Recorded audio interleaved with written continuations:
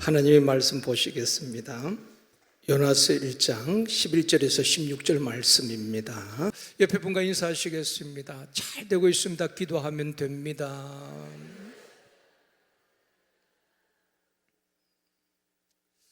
다시 한번요.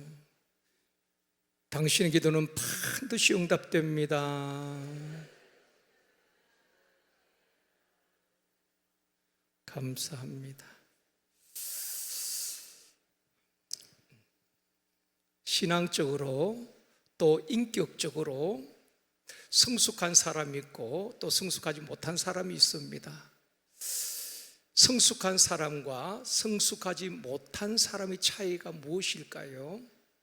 여러 가지로 구분되어지겠지만 성숙한 사람은 어떤 문제에 대한 책임을 질 줄 압니다. 어떤 문제에 대해서 책임을 지고 또 문제의 원인을 자신에게서 찾습니다. 성숙한 사람들은.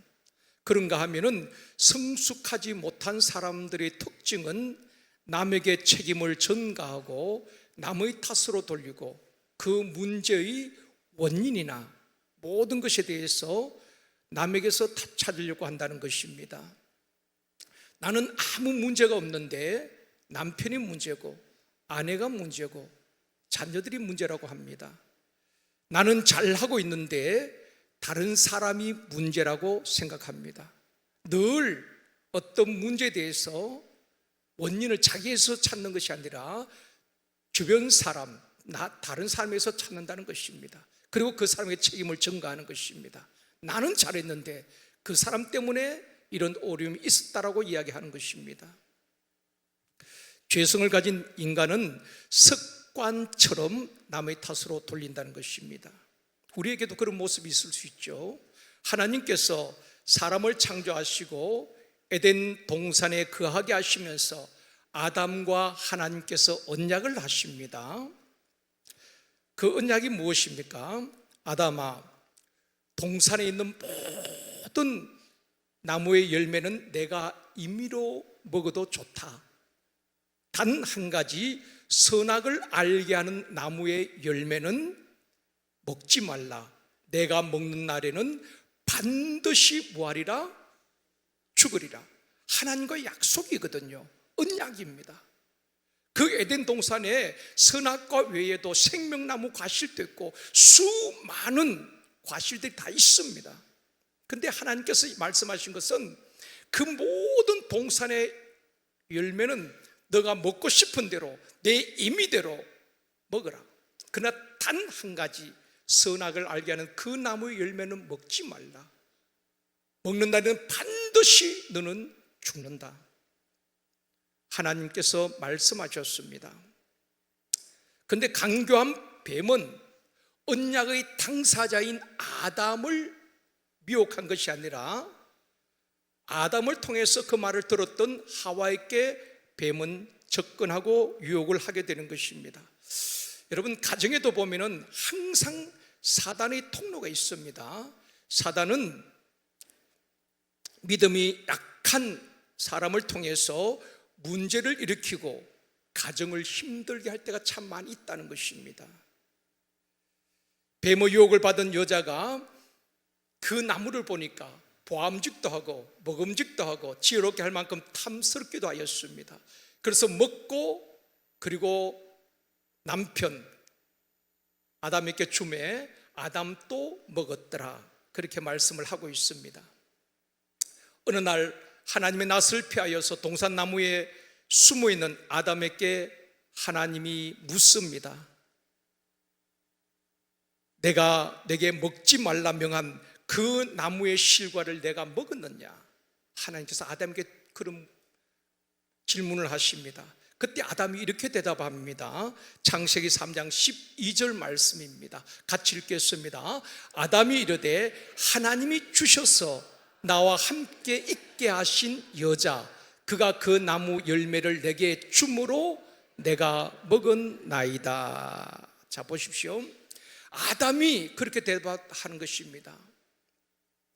하나님이 주셔서 나와 함께 있게 하신 여자 그가 주므로 내가 먹었나이다.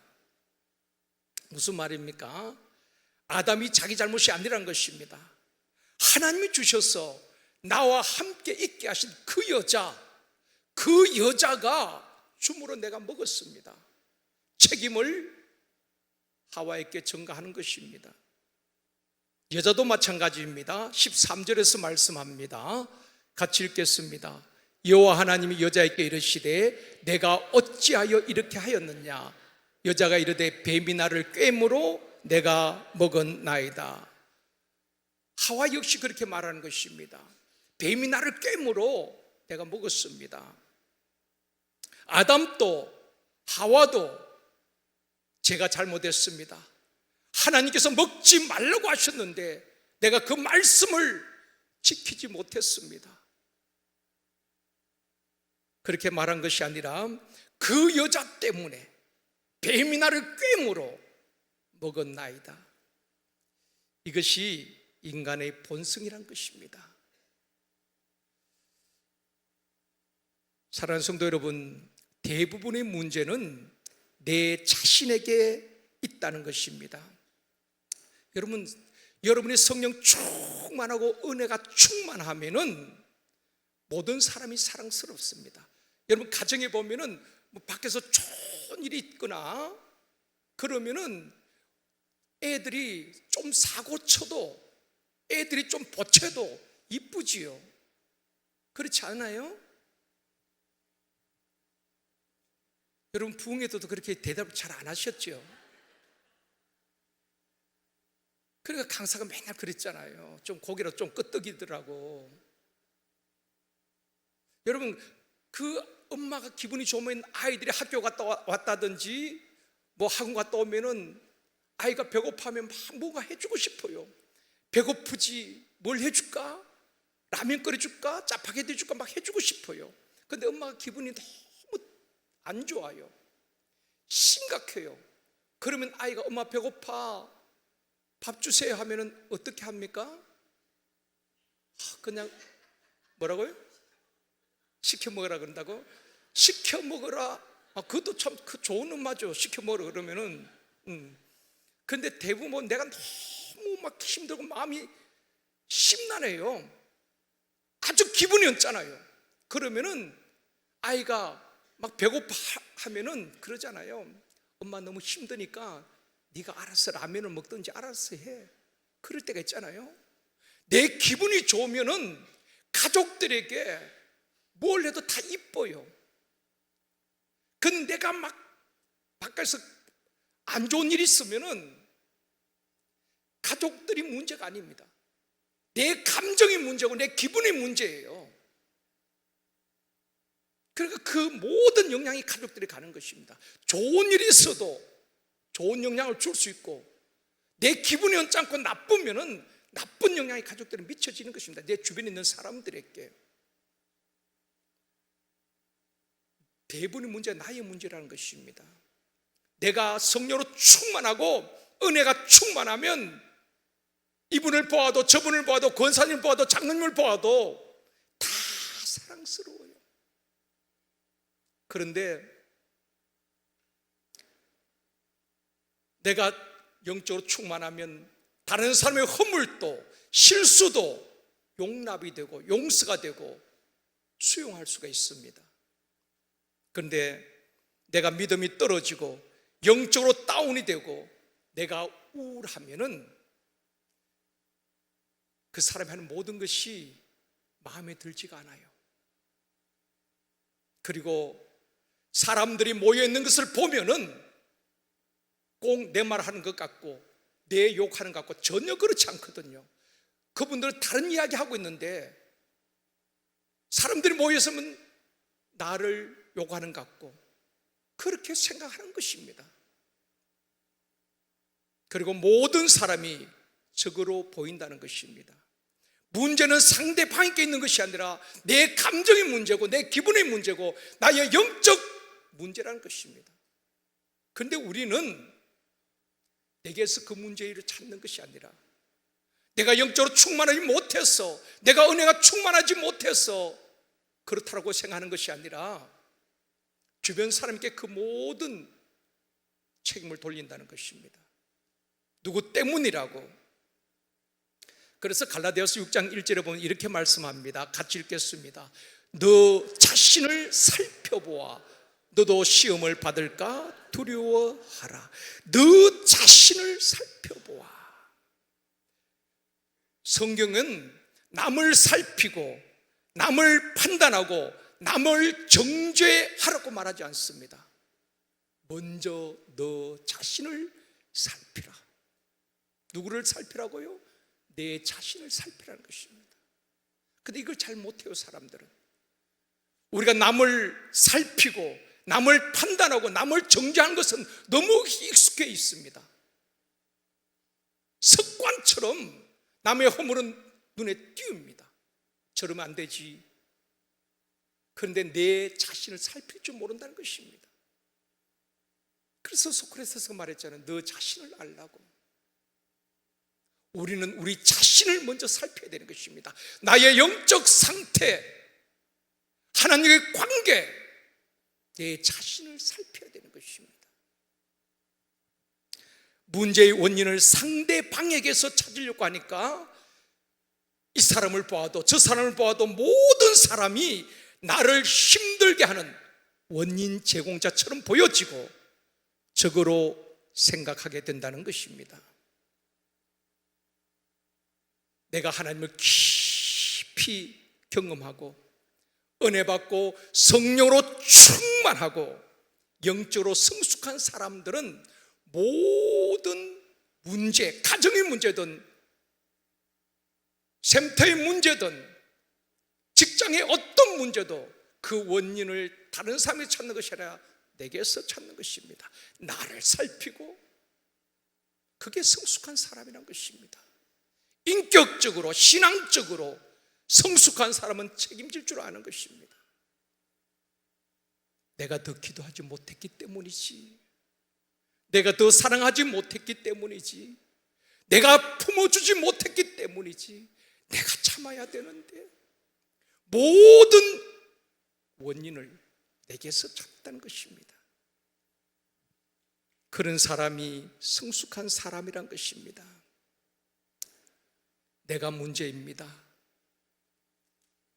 그리고 하나님 앞에 회개하게 되는 것입니다. 하나님은 그런 사람을 통해서 하나님의 일을 이루어 가시는 줄 믿습니다. 오늘 본문에 보면 우리가 잘 알고 있는 요나는 하나님의 말씀에 불순종하고 니느웨로 가지 아니하고 다스스로 가는 배를 타게 되지요. 그리고 배 밑층에 내려가서 깊은 잠에 빠져 있습니다. 그때 하나님께서 큰 폭풍을 일으켜야 되는 것입니다. 그 폭풍은 그 배에 탄 요나로 인하여서 사명을 기피하고 하나님의 낯을 피하여서 도망가는 그 요나 때문에 일어난 폭풍이었습니다. 사람들은 원인을 몰랐습니다. 갑자기 일어나는 풍랑 정도로 생각했습니다. 그 거친 풍랑 앞에서 사공들은 자신들의 신을 부릅니다. 그리고 나중에는 배를 가볍게 하기 위해서 배의 모든 물건을 바다에 다 던져버리는 것입니다.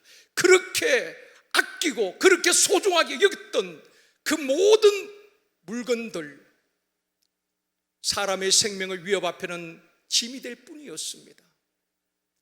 그렇게 몰고 그렇게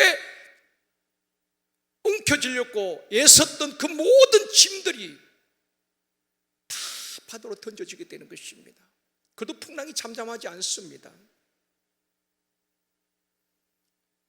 하나님께서 일으킨 풍랑은 사람의 힘으로 잠잠케 할 수 없다는 것입니다. 그 풍랑은 하나님이 일으킨 것입니다.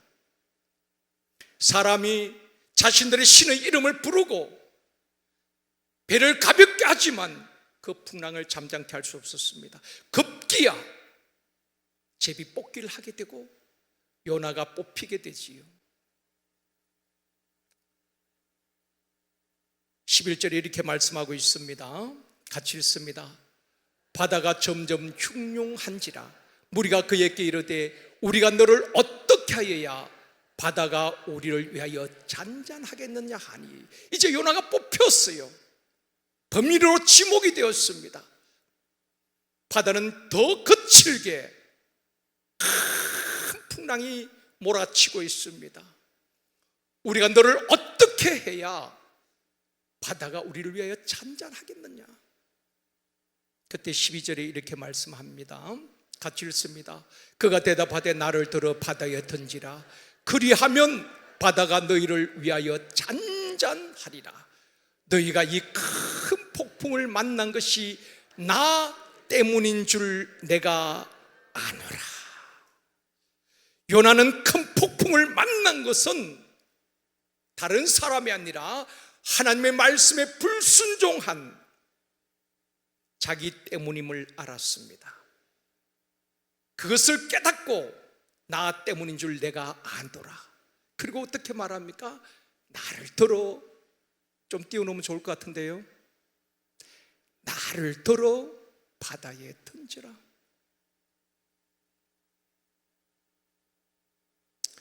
나를 들어 바다에 던지라는 것은 무슨 말입니까? 나를 죽여라는 것이지요. 그 거친 바다 위로 던지는 것은 살 길이 없습니다. 나를 죽여라.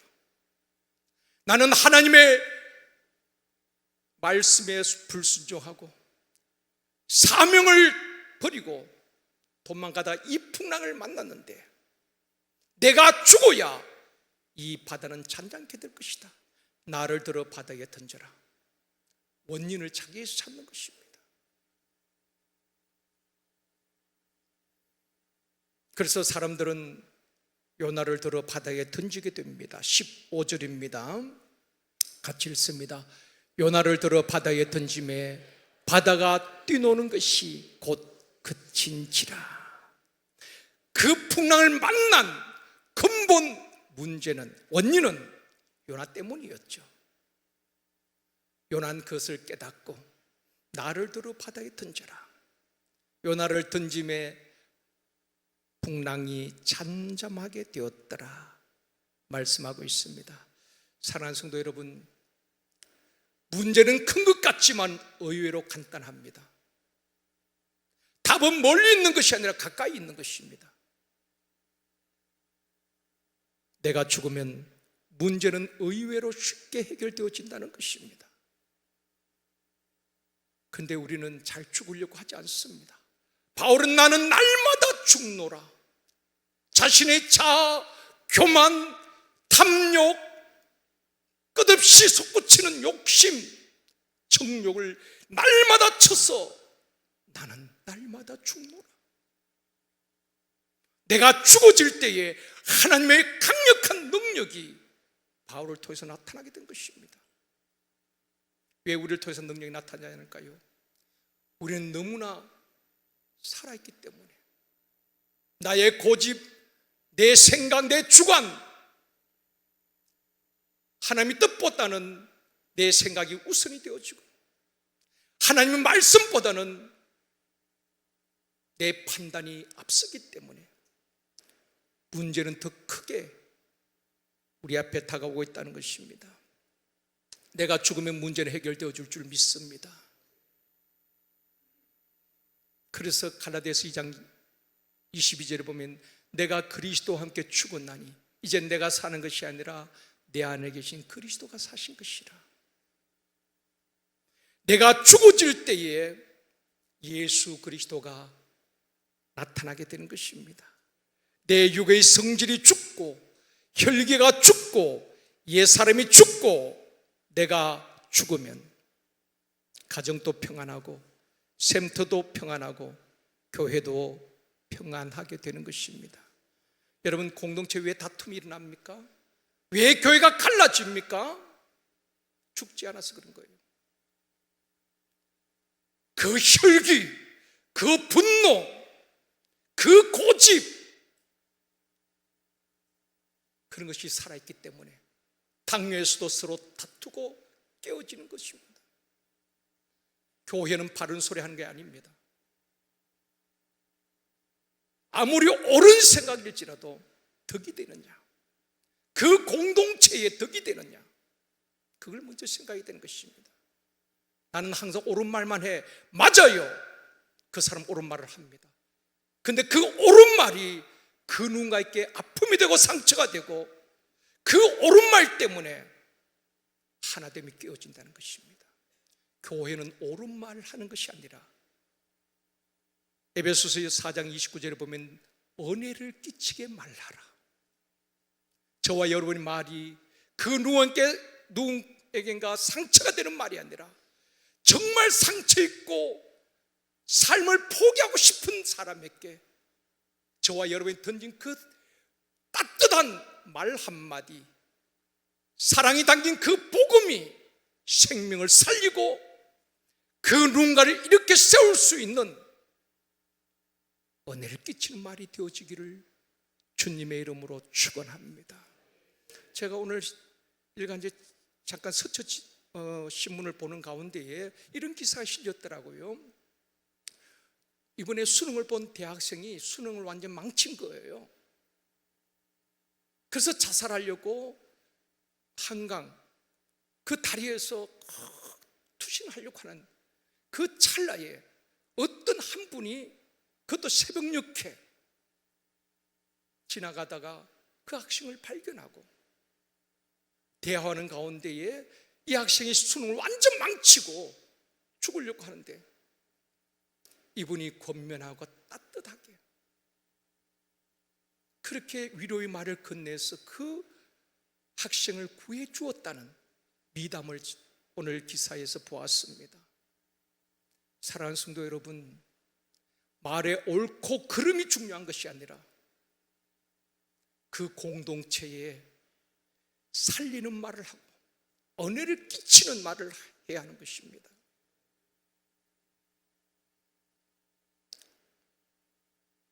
사랑하는 성도 여러분, 어떤 문제 앞에서 누구 때문이라고 남에게 책임을 전가하고 남의 탓으로 돌리기보다도 나를 살피고 내게는 허물이 없는가? 나는 어려운가? 그렇지 못하지요. 하나님께서 우리를 어렵다 하셨기 때문에 어렵다, 의인이 된 것이지 우리가 죄가 없어서, 죄성이 없어서 그런 것은 아니잖아요. 하나님의 은혜임을 안다면은 늘 하나님 앞에 내가 꺾여지고 내가 죽어지고 나를 통해서 예수 그리스도 나타나게 되어지고 그리스도의 향기가 나타나게 되어지고 그 누군가를 살리는 말 한마디 속에도 따뜻함이 있고 복음이 담겨져 있는 생명을 살리는 생명의 언어를 말하는 저와 여러분이 되어지기를 원합니다. 성숙한 사람은 나를 살피고 내가 회개하고 그러면 의외로 문제는 쉽게 해결되어지는 것입니다. 가정에서도 맞습니다. 가정에서 왜 다툽니까? 서로 잘났다고 그러기 때문에 다투는 거 아닙니까? 서로 자기 주장하니까 다투는 것도 아니겠습니까? 내가 죽으면 다툼이 일어나지 않습니다. 책임을 남에게 전가하는 것이 아니라 내가 더 기도하지 못했습니다. 내가 더 사랑해 주지 못했습니다. 내가 더 참지 못했습니다. 내가 품어주지 못했네요. 나를 살피고 책임질 줄 아는 성숙한 성도님들이 되시기를 주님의 이름으로 축원합니다. 우리 찬양하시겠습니다.